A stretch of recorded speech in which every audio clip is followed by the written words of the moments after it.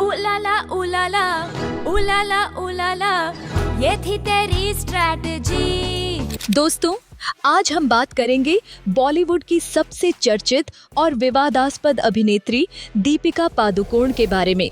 उनका करियर जितना प्रेरणादायक रहा है, उतना ही उनकी जिंदगी के कुछ ऐसे पहलू हैं जो बेहद विवादास्पद रहे हैं। दीपिका ने जिस तरह से अपनी पहचान बनाई, वह सिर्फ उनकी अभिनय क्षमता का नतीजा नहीं है, बल्कि उनके संघर्षों और निजी जिंदगी के उतार चढ़ाव भी इसमें अहम भूमिका निभाते हैं। क्या आपने कभी सोचा है कि दीपिका के खिलाफ उड़ी हुई अफवाहों का सच क्या था? एक चुटकी सिंदूर की कीमत तुम क्या जानो रमेश बाबू, ईश्वर का आशीर्वाद होता है। एक चुटकी सिंदूर। उनका निजी जीवन, उनके विवाद और उनकी जिंदगी के कुछ छुपे हुए राज, आज हम इन्हीं के बारे में विस्तार से बात करेंगे।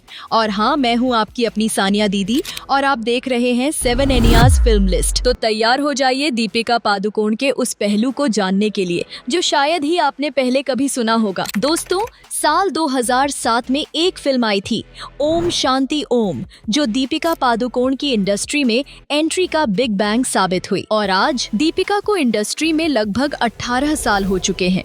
इन 18 सालों में दीपिका ने न सिर्फ अपने करियर में कई ऊंचाइयों को छुआ, बल्कि कई निजी संघर्षों का भी सामना किया। एक तरफ जहां दीपिका ने बॉलीवुड में सफलता के झंडे गाड़े, वहीं दूसरी तरफ उन्हें अपने रिश्तों, मानसिक दबाव और डिप्रेशन जैसी मुश्किलों का भी सामना करना पड़ा। लेकिन क्या आपको पता है, दीपिका की जर्नी उतनी सीधी और आसान नहीं थी जितनी हम समझते हैं। उनके पास्ट रिलेशनशिप्स जो उन्होंने कभी पब्लिकली डिस्कस नहीं किए, उन सब के बारे में जानकर आप भी हैरान रह जाएंगे। तो चलिए, इस वीडियो में हम दीपिका के उन राजों की परतें खोलेंगे जो शायद ही आप पहले कभी सुने होंगे। दीपिका पादुकोण, जिनकी पहचान आज बॉलीवुड की सबसे टॉप एक्ट्रेसेस में की जाती है, दरअसल बैडमिंटन प्लेयर प्रकाश पादुकोण की बेटी हैं। उनके पिता चाहते थे कि दीपिका भी बैडमिंटन में ही अपना करियर बनाए। दीपिका ने राज्य और राष्ट्रीय स्तर पर टूर्नामेंट्स खेले, लेकिन कुछ ही सालों में बैडमिंटन को अलविदा कह दिया और मॉडलिंग की दुनिया में कदम रखा। महज 18 साल की उम्र में दीपिका ने मॉडलिंग शुरू की और बहुत जल्द वह एड्स और फैशन शूट्स में नजर आने लगी। किंगफिशर कैलेंडर शूट से लेकर कई बड़े एड्स, दीपिका ने अपने करियर की शुरुआत में ही सबका ध्यान खींच लिया। इसी दौरान दीपिका की मुलाकात विजय माल्या के बेटे सिद्धार्थ माल्या से हुई। लेकिन दीपिका की किस्मत और भी ज्यादा चमकी जब फैशन डिजाइनर वेंडल रॉड्रिक्स ने दीपिका की खूबसूरती को देखा और उन्हें इम्प्रेस हो गए। वेंडल के बॉलीवुड में कई बड़े कनेक्शंस थे और उन्होंने दीपिका को मलाइका अरोड़ा से मिलवाया। अब उस वक्त मलाइका सलमान खान की भाभी थी, तो आप समझ सकते हैं कि उनके कनेक्शंस कितने मजबूत होंगे। और फिर मलाइका, जो खुद फराह खान की दोस्त थी, ने दीपिका को ओम शांति ओम के लिए फराह खान से मिलवाने की सिफारिश की। दोस्तों, ओम शांति ओम में डेब्यू करने से पहले दीपिका पादुकोण ने हिमेश रेशमिया के म्यूजिक वीडियो नाम है तेरा में भी काम किया था। लेकिन जब फराह खान ने दीपिका का ऑडिशन लिया तो उन्हें तुरंत यकीन हो गया कि दीपिका शांति प्रिया के रोल के लिए बिल्कुल परफेक्ट हैं। और फिर दीपिका की जिंदगी का पहला बड़ा कदम था ओम शांति ओम, जिसने न केवल उनकी अदाकारी का लोहा मनवाया, बल्कि उन्हें बेस्ट एक्ट्रेस का अवार्ड भी दिलवाया। उस फिल्म की सफलता के बाद दीपिका को जो नाम मिला, वो आज भी हर किसी के जहन में है।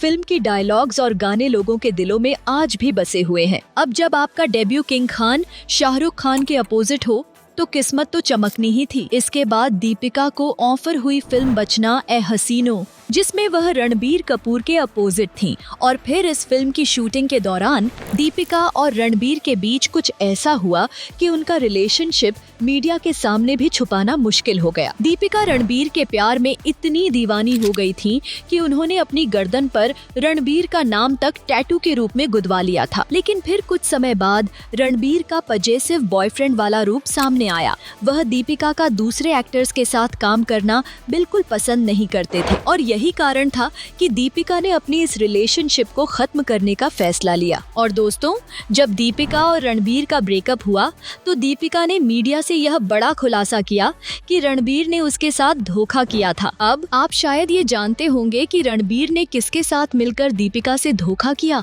लेकिन क्या आप जानते हैं कि यह सच था? रणबीर ने दीपिका को धोखा दिया था कैटरीना कैफ के साथ और यह सब हुआ था फिल्म अजब प्रेम की गजब कहानी की शूटिंग के दौरान। इस धोखे के बाद दीपिका बहुत बुरा समय गुजर रही थी और वह डिप्रेशन से जूझ रही थी। नहीं, कुछ अवार्ड शो के दौरान तो दीपिका को नर्वस ब्रेकडाउन भी हुआ जो कैमरे पर रिकॉर्ड हो गया। यह सब देखने के बाद दीपिका को लोगों से भर भर के सहानुभूति मिलने लगी, खासकर क्योंकि रणबीर पहले से ही अपनी प्लेबॉय इमेज के लिए बदनाम थे। लेकिन यहाँ कहानी का ट्विस्ट ये है कि इस दौरान दीपिका का एक्टिंग करियर बढ़ता ही जा रहा था। उसी साल दीपिका कॉफी विद करण में सोनम कपूर के साथ गईं और दोनों ने मिलकर रणबीर का जमकर मजाक उड़ाया। अब दोस्तों, नीतू कपूर तो पहले ही दीपिका और कैटरीना को पसंद नहीं करती थीं और फिर दीपिका के इस बिहेवियर ने उन्हें और भी भड़का दिया। यहाँ तक कि ऋषि कपूर भी दीपिका से नाराज हो गए थे। ब्रेकअप के बाद दीपिका ने बड़े बड़े एक्टर्स के अपोजिट काम किया, जैसे अक्षय कुमार, जॉन अब्राहम और सैफ अली खान। लेकिन फिर भी दीपिका को ऐसा सॉलिड और लीड रोल नहीं मिल पा रहा था जो उसकी टैलेंट के हिसाब से फिट हो। लेकिन फिर एक नया नाम सामने आया, सिद्धार्थ माल्या। दीपिका का नाम सिद्धार्थ से जुड़ने लगा क्योंकि उस वक्त दीपिका आईपीएल की टीम रॉयल चैलेंजर्स बेंगलोर की ब्रांड एम्बेसडर थी। और क्या आप जानते हैं, दीपिका ने अपनी पढ़ाई बेंगलोर से ही की थी, तो वह पहले से ही वहां की जानी मानी शख्सियत थी। अब किंगफिशर जो आईपीएल का स्पॉन्सर था और सिद्धार्थ माल्या के साथ दीपिका कई मैचों के दौरान स्पॉट हुई और फिर दोनों का अफेयर शुरू हो गया। यह कहानी और भी दिलचस्प हो जाती है जब हम सुनते हैं कि दीपिका और सिद्धार्थ कुछ समय के लिए डेट कर रहे थे, लेकिन फिर एक और अनफॉर्चुनेटली दीपिका और सिद्धार्थ का भी ब्रेकअप हो गया। और अब यहाँ दीपिका ने मीडिया से इस ब्रेकअप का कारण ये बताया कि एक बार जब वह दोनों डिनर डेट पर गए थे तो सिद्धार्थ ने दीपिका से बिल पे करने को कहा और बस तभी दीपिका का धैर्य टूट गया और उन्होंने सिद्धार्थ से ब्रेकअप कर लिया। और दोस्तों, दीपिका ने एक बार कहा था कि वह अपनी तरफ से इस रिलेशनशिप को संभालने की पूरी कोशिश कर रही थी, लेकिन जब सिद्धार्थ ने ऐसा किया तो उन्होंने इस रिश्ते को खत्म करने का फैसला लिया। जब रिपोर्टर्स ने सिद्धार्थ से इस बारे में पूछा तो उसने कहा, दीपिका एक पागल औरत है। मैंने उससे कहा था कि जब मेरे डैड का कर्ज उतर जाएगा और सरकार उन्हें छोड़ देगी तब मैं उसके पैसे वापस कर दूंगा। अब यहाँ पर आपको बताती चलूं कि उस वक्त विजय माल्या की कंपनी कर्ज में डूब चुकी थी और उस पर कई एलिगेशंस भी लग रहे थे। सिद्धार्थ ने मीडिया से यह भी कहा कि दीपिका शायद वह समय भूल गई हैं जब मैंने उसे महंगे डायमंड्स, डिजाइनर बैग्स गिफ्ट किए थे, उसकी वेकेशंस को स्पॉन्सर किया था और उसके दोस्तों के लिए बड़ी बड़ी पार्टीज भी दी थी। लेकिन यही नहीं, दीपिका का नाम सिर्फ रणबीर और सिद्धार्थ के साथ ही नहीं जुड़ा, उसे क्रिकेटर्स युवराज सिंह और धोनी, साथ ही एक्टर उपेंद्र पटेल के साथ भी लिंक किया गया। और फिर विजय माल्या के फरार होने के बाद दीपिका ने अपने रिलेशनशिप्स पर बात करना काफी कम कर दिया। पहले जहां वह अपने रिलेशनशिप्स को लेकर खुलकर मीडिया में बात करती थी, अब वह पूरी तरह से चुप हो गई थी। दोस्तों, जहां दीपिका की पर्सनल लाइफ में उथल पुथल मच रही थी, वहीं उसकी प्रोफेशनल लाइफ एक नए मुकाम पर पहुंच रही थी।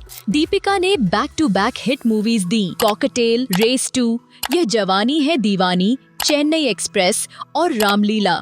ये सभी ब्लॉकबस्टर फिल्में थीं। एक के बाद एक इतनी हिट फिल्मों ने दीपिका को बॉलीवुड की सबसे टॉप रेटेड एक्ट्रेसेस में शामिल कर दिया। अब वह प्रियंका, करीना, कंगना जैसी सफल एक्ट्रेसेस की लिस्ट में शामिल हो चुकी थी। इन फिल्मों के बाद दीपिका की कुछ और फिल्में आईं, जिन्होंने बॉक्स ऑफिस पर शानदार कमाई की।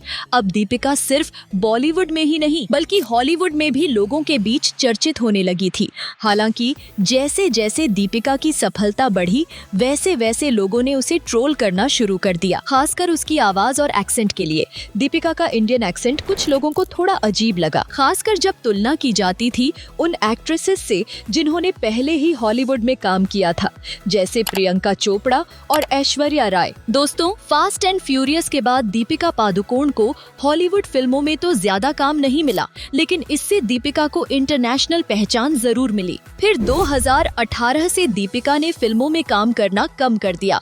जहां पहले वह हर साल 4 फिल्में करती थीं, अब वह केवल 1 फिल्म करने लगी थीं। इसके बाद दीपिका ने एक बड़ा कदम उठाया और 2 साल का ब्रेक लिया फिल्मों से। लेकिन 2018 में दीपिका ने अपनी खुद की प्रोडक्शन हाउस खोला और इसी साल उसने रणवीर सिंह से शादी भी की। अब दीपिका अपनी पब्लिक अपीयरेंस में पहले से कहीं ज्यादा खुश और आत्मविश्वास से भरी नजर आने लगी, बिल्कुल विपरीत उस समय से जब वह डिप्रेशन में थी। शादी के बाद दीपिका की जो फिल्में आईं, वो शायद उतनी ज्यादा सफल नहीं हो पाईं, लेकिन फिर भी दीपिका की हर फिल्म ने दर्शकों के बीच अपनी एक अलग पहचान बनाई। फिर आई गहराइयां, जिसमें दीपिका सिद्धांत चतुर्वेदी के साथ इंटीमेट सीन में नजर आईं और यह फिल्म कुछ खास चर्चा में रही। इसके बाद दीपिका की मल्टी स्टारर मूवी कल्कि आई, जो सुपर डुपर हिट साबित हुई। दोस्तों, अब तक हमने दीपिका की मूवीज और रिलेशनशिप्स के बारे में बहुत कुछ जाना, लेकिन अब चलिए नजर डालते हैं उसकी कुछ बड़ी कंट्रोवर्सीज पर,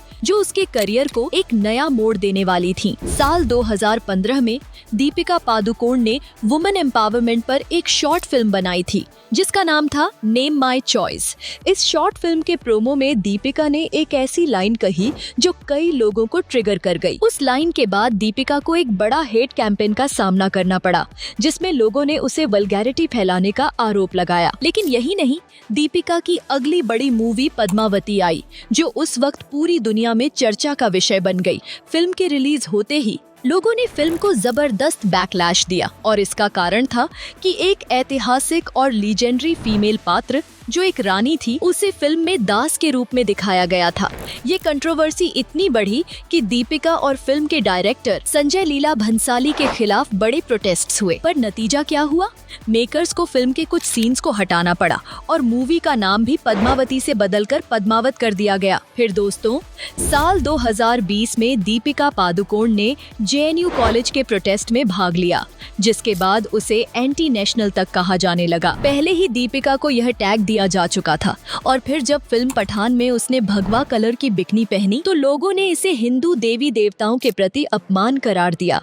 यह विवाद इतना बढ़ा कि दीपिका के खिलाफ और भी ज्यादा तीखे आरोप लगाए गए। लेकिन यही नहीं, साल 2023 में दीपिका ने एक बहुत ही कंट्रोवर्शियल स्टेटमेंट दिया था कॉफी विद करण शो पर। जब वह रणवीर सिंह के साथ रिलेशनशिप में थी, तो उसने कहा कि वह उसके लिए एक कैजुअल रिलेशनशिप था और इस दौरान वह दूसरे लोगों से भी मिल रही थी। दीपिका के इस बयान के बाद सोशल मीडिया पर उसकी बुरी तरह से आलोचना की जाने लगी। लोग उसे कैरेक्टरलेस तक कहने लगे और कुछ तो यह तक कहने लगे कि दीपिका और रणवीर की ओपन मैरिज है। यहाँ तक कि लोग दीपिका को गंदी गंदी गालियाँ देने लगे और उसकी पर्सनल लाइफ को लेकर अजीबोगरीब बातें करने लगे। लेकिन अब हम सभी जानते हैं कि दीपिका हाल ही में एक बेबी गर्ल की मां बनी।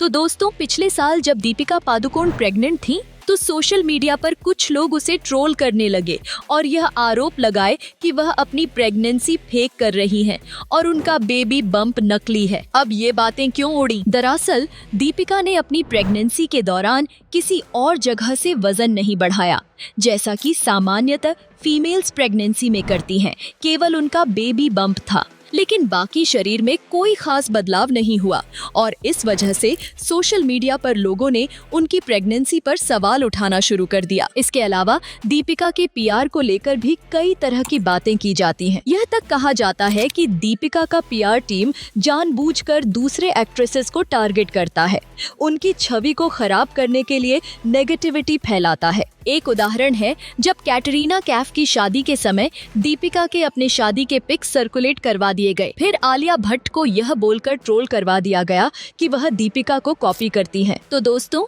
आज हमने दीपिका पादुकोण की जिंदगी के कुछ बेहद दिलचस्प और विवादास्पद पहलुओं पर गहराई से नजर डाली।